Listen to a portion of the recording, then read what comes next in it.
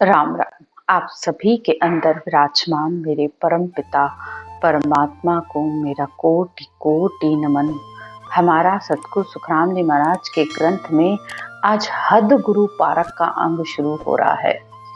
हद गुरु यानी हद का मतलब होता है कि एक सीमा तक ज्ञान, यानी एक होते हैं हद के गुरु, दूसरे होते हैं बेहद तक का ज्ञान देने वाले गुरु और तीसरे होते हैं सतगुरु। यानी गुरु तीन प्रकार के बताए गए हैं। हद यानी शरीर तक का ज्ञान, यानी आपको जो भी बताएंगे कहेंगे भक्ति मार्ग पर चलने के लिए, लेकिन उस भक्ति मार्ग पर चलने के लिए आपको संसार के जितने भी शुभ कर्म हैं सब उसी का ज्ञान देंगे। एक ही बात कहेंगे, जप करो, तप करो, तीर्थ करो, व्रत करो, जिग करो, चित्त से चिंतन करो, मन से ज्ञान करो, बुद्धि से निश्चय करो। ज्ञान अज्ञान ये सारा जितना भी ज्ञान है ये सिर्फ हद का यानी इस शरीर तक का ज्ञान है। यानी इस शरीर से अच्छे अच्छे शुभ शुभ कार्य करोगे तो तुम्हें सब अच्छे अच्छे और शुभ शुभ कार्यों का फल मिलता रहेगा और संसार के सब सुखों को तुम भोगते रहोगे। और ऐसे ज्ञान से तुम खुश भी होते हो क्योंकि तुम्हें उससे संसार के सुख का, धन संपत्ति परिवार सबका सुख तुम्हें मिलता रहता है, तो मनुष्य उसमें खुश भी रहता है। उसे कभी ये ख्याल ही नहीं आता कि भाई ईश्वर प्राप्ति का रास्ता इससे आगे बढ़कर भी हो सकता है। उसे लगता है मेरे पास सब कुछ है तो मतलब ईश्वर की कृपा है, ईश्वर की मुझ पर दया है, क्योंकि जो ज्ञान उसे मिल रहा है वो उससे खुश है तो वो उससे आगे की सोचता ही नहीं है। अब हद से आगे बेहद तक का ज्ञान आता है। अब बेहद के ज्ञान में भक्ति भले निर्गुण की होती है, लेकिन वो है तो तीन लोकों का ही ज्ञान, वो भी यानी तीन लोकों तक ही आत्मा को सुख और दुख भोग कर वापस आना पड़ता है। तो हद और बेहद के ज्ञान एक सीमा तक के ज्ञान है जिससे मनुष्य के अंदर रिद्धि सिद्धियां चमत्कार ये सब प्रकट हो जाते हैं।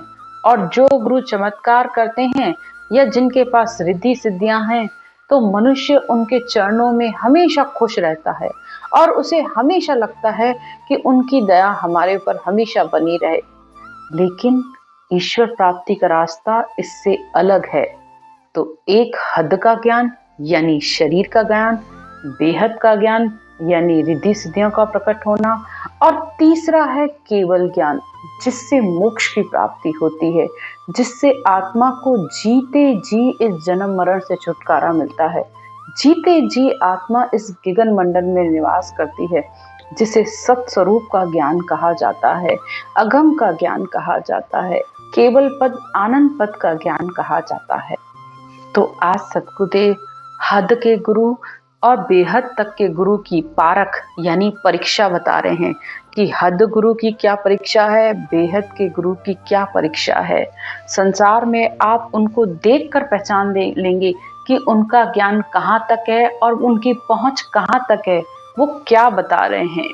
सतगुरुदेव कहते हैं, हद का गुरु सुखराम कहे सुन जो इण ऐनान, क्रिया करनी धर्म रे भरम दिड़ावे आण। अब संसार में जो हद के गुरु हैं उसकी ये पहचान है कि वो आपको संसार के सारे शुभ कर्म करने के लिए कहेंगे। जप तप तीर्थ दया धर्म सुमरन, चित्त से चिंतन, मन से मनन, बुद्धि से निश्चय, अहंकार ज्ञान अज्ञान, दान पुण्य, जितने भी धर्म कर्म के कार्य हैं वो सब आपसे करने के लिए कहेंगे और इसी बातों का ही उपदेश करते रहेंगे। हर समय आपको यही बताते रहेंगे कि ये करोगे तो आपके लिए ये सुख होगा और अगर ये न करोगे तो तुम नरक में जाओगे, ऐसे न करोगे तो ये हो जाएगा। मतलब हर समय बाहर के ही क्रिया और करनियों का ही आपको उपदेश देते रहेंगे। तो सतगुरुदेव कहते हैं, क्रिया करनी धर्म रे भरम दिड़ावे आण। तो हर समय आप धर्म में ही पड़े रहोगे कि आज अगर मैंने ये व्रत नहीं किया तो क्या हो गया, या आपका कोई पाठ छूट गया तो आपको डर लगेगा, या आपका कोई मंत्र जाप छूट गया तो आपको डर लगता रहेगा कि पता नहीं मेरे साथ क्या होगा, अब कौन सा मेरे ऊपर संकट आ जाएगा। अनेकों तरीके का आपके मन में संकल्प और विकल्प चलते रहेंगे। तो गुरु भी किया, ज्ञान भी सुना, सत्संग में भी गए, लेकिन मन का भरम नहीं गया, न ही अंदर का डर गया। तो फिर क्या फायदा? गुरु तो वो जो अंदर के सारे भरम को मिटा दे, सारे संकल्प विकल्पों का निवेड़ा कर दे, यानी सबका नाश हो जाए, अंदर कोई भरम बाकी बचे ही नहीं। उलझे को सुलझाए दे ये सतगुरु ऐनान, दूजा तो सुखराम कहे कन फूका गुरु जान। तो जो उलझने हैं हमारी, 100 मन सूत की तरह ये हमारा मन हर समय अंदर से उलझा हुआ है। पता नहीं ये मन 1 मिनट में यहाँ तो 1 मिनट में हजारों कोस दूर चला जाता है। कितने ही भरम उसने पाल रखे हैं। तो गुरु तो वो होना चाहिए जो इन सारी उलझनों से हमारी दूर कर दे, हमारे सारे मन के भरमों को मिटा दे। और अगर ये नहीं कर रहा है तो वो तो सिर्फ कन्फू का गुरु की तरह ही हुआ कि कान में मंत्र दिया कि ये कर लो और उसके बाद ये करो ये करो ये करो ही करते रह गए। तो मन के और भरम बल्कि बढ़ते ही गए, मिटे तो नहीं बल्कि और उलझने बढ़ती गई कि क्या करूं क्या न करूं। नाम बिना महिमा करे सो हद का गुरु होए, यानी बिना नाम के, यानी बिना इस नए अक्षर के, इस शब्द धुन के अलावा अगर वो कोई दूसरा ज्ञान कह रहा है तो वो सिर्फ दूसरे साधनों की महिमा कर रहा है, प्रशंसा कर रहा है, इसके अलावा कुछ भी नहीं। सुन जो सब सुखराम कहे क्या सांगी क्या लोए। तो वो सिर्फ हद में रखने वाला ज्ञान है। फिर चाहे वो कोई भेषधारी हो, चाहे कोई गृहस्थी हो, कोई भी हो, अगर आपको सिर्फ शरीर तक का ज्ञान दे रहा है तो वो हद तक का ज्ञान है। जप तप तीरथ जिग की शोभा करे बखान, हद गुरु सो सुखराम कहे पढ़े पढ़ावे आन। अब कोई कहेगा जप करो, कोई कहेगा तप करो, तीर्थ करो, यज्ञ करो, हर समय उन्हीं का ही बातों का बखान करते रहेंगे, उन्हीं की ही महिमा करते रहेंगे कि ऐसा करने से ऐसा होगा। तो वे सब हद में रखने वाले गुरु हैं, यानी इस 3 लोकों तक का ही उनके पास ज्ञान है, इसके अलावा और कुछ नहीं। और सिर्फ पढ़ते हैं, या तो कोई पाठ करते हैं, पढ़ते हैं या पढ़ाते हैं, यहीं तक का ज्ञान दे रहे हैं। तो वे भी सब हद के गुरु हैं, यानी संसार में ही रखने का ज्ञान है। मंत्र देवे शिष्य को 5 सुनावे नाम, सो गुरु है सुखराम कहे हद के ऊले गांव। अब जो शिष्य को कान में मंत्र देते हैं और 5 नाम बता देते हैं तो वे गुरु भी हद में ही रखने वाले हैं, वहां भी मोक्ष प्राप्ति का ज्ञान नहीं है। तारक मंत्र देत है फिर तुलसी को आए, सो गुरु हद का जानिए सुखदेव कह बजाए। अब हर कोई अपनी अपने संप्रदाय, अपने अपने पंथ के अनुसार अपने शिष्यों को तारक मंत्र दे देते हैं, यानी जो जैसा जिसके पास जो ज्ञान है वो उसी अनुसार उसे मंत्र दे देता है और वही रटने के लिए कह देता है। और या ज्यादा से ज्यादा तुलसीदास जी की रामायण में जो राम रटने के लिए कहा गया है वो बता देते हैं। अब राम राम भी कर रहे हो, लेकिन कैसे कर रहे हो? एक श्वास में। तो एक श्वास तो हम बोल चाल की भाषा में वैसे ही सबको उठते बैठते आते जाते राम राम कहते रहते हैं। इसका भी मतलब समझिए, यानी राम राम जपते हुए भी आप 3 लोक के ज्ञान तक ही हो, 3 लोक तक का ही आपका साधन है। ऐसा नहीं है कि हद और बेहद के गुरु से आपको कुछ मिल नहीं रहा है, उनकी भक्ति को नमस्कार है, गलत कुछ भी नहीं है। लेकिन यहाँ सतगुरुदेव सिर्फ हद गुरु, बेहद के गुरु और सतगुरु की परीक्षा बता रहे हैं कि संसार में सत्य का जो ज्ञान मिलता है उसी से ही इस आत्मा को सत स्वरूप परमात्मा की प्राप्ति होती है, शब्द धुन की प्राप्ति होती है, जिससे आत्मा मोक्ष में जाती है। उसी से ही ये आत्मा परब्रह्म परमात्मा में समाएगी। जब तक उसका ज्ञान नहीं मिलेगा तब तक जो भी आप ज्ञान सुन रहे हो वो सिर्फ इस 3 लोकों में ही भटकने का ज्ञान है। आओगे जाओगे, आओगे जाओगे, बस यही होता रहेगा।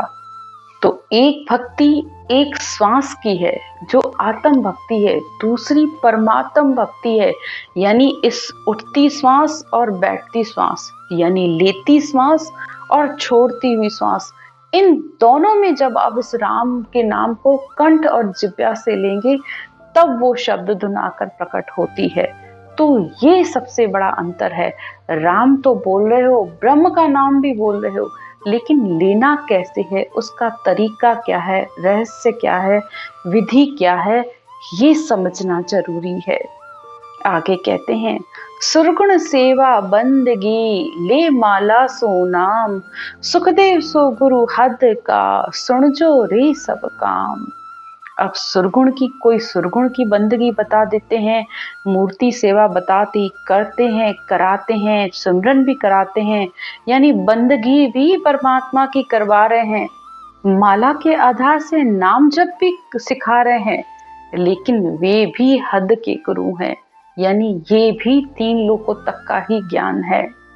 संक जोग सुन भगत को मत मंतर दे आण, सो गुरु सब ही हद का सुखदेव कहे बखान।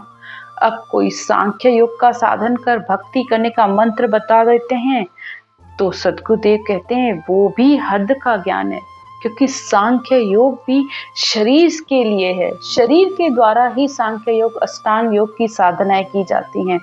तो शरीर के द्वारा जितने भी योग किए जाते हैं, चाहे सांख्य योग, अष्टांग योग हो या हठ योग हो, वो सब शरीर को स्वस्थ रखने के हैं और शरीर तक का ही ज्ञान देने वाले साधन हैं। तो सद्गुरुदेव कहते हैं ये भी 3 लोकों तक का ही ज्ञान है। आगे कहते हैं, साजन क्रिया अटकना नेम बतावे कोई, से गुरु सुखराम कहे सब ही हद का हो। अब कोई क्रिया करने का साधन बता देता है, कोई नियम बता देता है कि सुबह 5 बजे उठो, ब्रह्म मुहूर्त में उठो और ये करो, अच्छा है, बुरा कुछ भी नहीं है। फिर सद्गुरुदेव कह रहे हैं कि बुरा कुछ भी नहीं है, ब्रह्म मुहूर्त में आप उठ रहे हो, कोई कम बात नहीं है, लेकिन फिर वही बात कि उसके लिए कोई न कोई क्रिया कर रहे हो, कोई न कोई पाठ कर रहे हो, कोई न कोई नियम कर रहे हो, करो, बिल्कुल करो, लेकिन ये भी शुभ कर्म में आ जाता है और शुभ का फल शुभ ही होता है और अशुभ का फल अशुभ होता है।